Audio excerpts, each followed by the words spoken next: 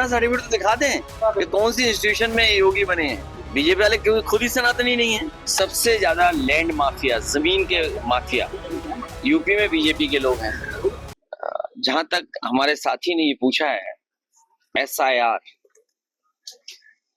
एक बात तो ये मान लीजिए आप, इलेक्शन कमीशन से बीजेपी मिली हुई है, ये बात तो एकदम साफ आपको स्वीकार कर लेना चाहिए।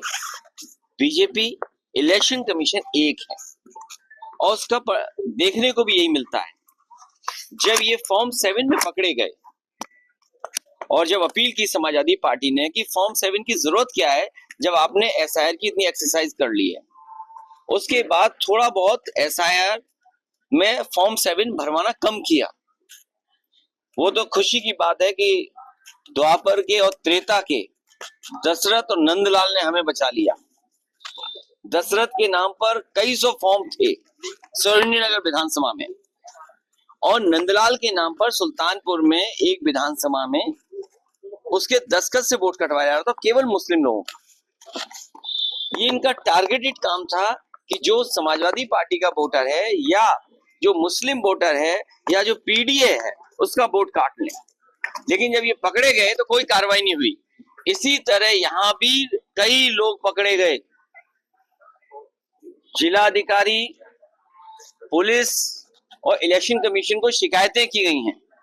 अगर एक भी SDM पर और एक भी DM पर अगर इलेक्शन कमीशन कार्रवाई कर देता तो ये जो फॉर्म में भरने में, वोटर लिस्ट में जो हेराफेरी हो रही है वो एक नहीं होती।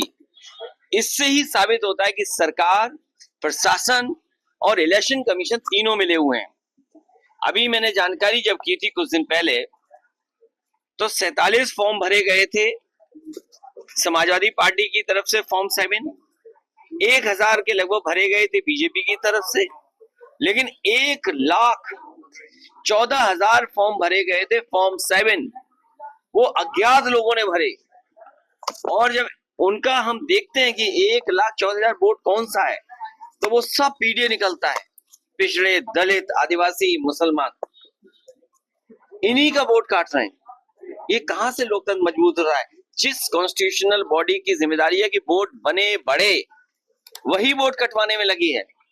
हम तो ये कहेंगे इटावा के हमारे पत्रकार साथी, हालांकि आप झंडा नहीं भेज सकते बीजेपी का, यहां से एक झंडा भेज दो बीजेपी का, वो अपनी बिल्डिंग में लगा ले, जिससे ये पता लग जाए ये बीजेपी का ही इंस्टीट्यूशन है। वो तो सही कहा उन्होंने, जब आईने में देखते होंगे तो लगता होगा ये बाबा ही नहीं है कोई।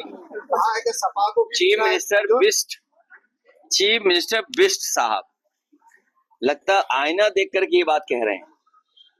और जब विधानसभा में गए होंगे भाषण देने तो आईने में देखा होगा तो आईने ने सच्चाई बता दी होगी कि केवल पहनावे से कोई बाबा संत नहीं हो सकता है, कान छिदवाने से नहीं हो सकता है।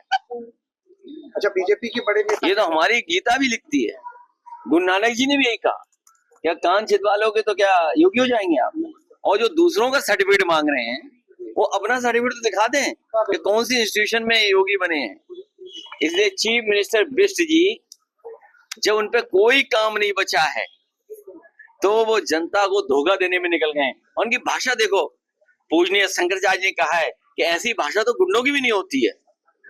बताओ, पूजनीय शंकराचार्य का अपमान हो गया, हमारे धर्म के सबसे गुरु संत, और हमारे तो परंपरा है जब चाहो तब पहन लिया आपने गेरुआ वस्त्र और साधु बन गए। अपने इटावा में कहीं होंगे ऐसे, इटावा में कहीं होंगे, इधर चले जाओ यमुना और चंबल के किनारे, बताओ तमाम बाबा लोग रह रहे कि नहीं रह रहे? बीजेपी कहती, अब उनके भी सर्टिफिकेट मांगोगे सबके? बीजेपी कहती है कि हम सनातन को मजबूत कर रहे हैं और विपक्ष डिस्ट्रैक्ट कर रहा है, ये सदन नहीं चलने देते हैं। पहले तो आप ये समझ लो सनातन क्या है। बीजेपी वाले सनातनी नहीं समझाते क्या है। बीजेपी वाले क्योंकि खुद ही सनातनी नहीं है। सनातन का मतलब ये हुआ कि आप प्योर वेजिटेरियन होंगे। बताओ बीजेपी वाले कितने प्योर वेजिटेरियन हैं? और अमेरिका की डील में सुना है विदेशी एग्रीकल्चर प्रोडक्ट्स आ रहे हैं, विदेशी सब चीजें आ रही हैं। चिकन बर्गर तो पहले ही मिल रहा था, चिकन पिज्जा मिल रहा था, और अब एग्रीकल्चर प्रोडक्ट्स भी आ जाएंगे, तो बताओ क्या बचा हमारे देश में? तो ये जानबूझ करके उस दिशा में सनातन धर्म, और खुद ही सनातनी नहीं है, बताइए आप। नेताजी Epstein फाइल जो सनातनी होता है वो कभी किसी को दुख नहीं पहुंचा सकता। F3 फाइल्स में ये जो नाम सनातनी होगा वो न्याय की बात करेगा, जो सनातनी होगा वो सच्चे रास्ते पे चलने की बात करेगा, जो सनातनी होगा वो भाईचारा मानेगा, जो सनातनी होगा किसी तरह का भेदभाव नहीं रखेगा, और जो भेदभाव रखते हैं वो सनातनी नहीं हो सकते।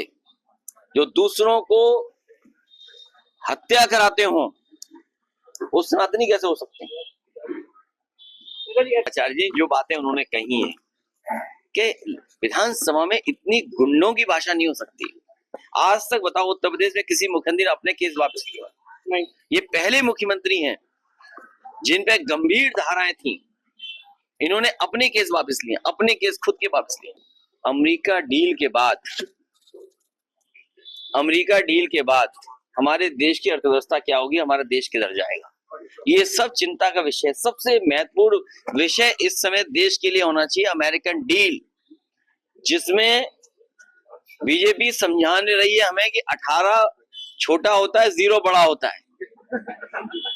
बीजेपी समझा रही है 18 छोटा है, 0 बड़ा है। तो इसी गणित को समझिए, 18 इज इक्वल टू 0, ये बीजेपी समझाने की कोशिश कर रही है। पूरे देश का किसान विरोध कर रहा था इस डील का। हम सब लोग विरोध कर रहे हैं इस डील का, इसीलिए जनता से आह्वान कर रहे हैं, और जनता ही भारतीय जनता पार्टी का इलाज करेगी। गरीब जनता हराएगी, अमीर बाद में हराएगा, गरीब जनता पहले हराएगी। सबसे ज्यादा लैंड माफिया, जमीन के माफिया यूपी में बीजेपी के लोग हैं। इटावा में तो बता रहे हैं कई मीटर पहाड़ था वो गायब कर दिया बीजेपी वालों ने।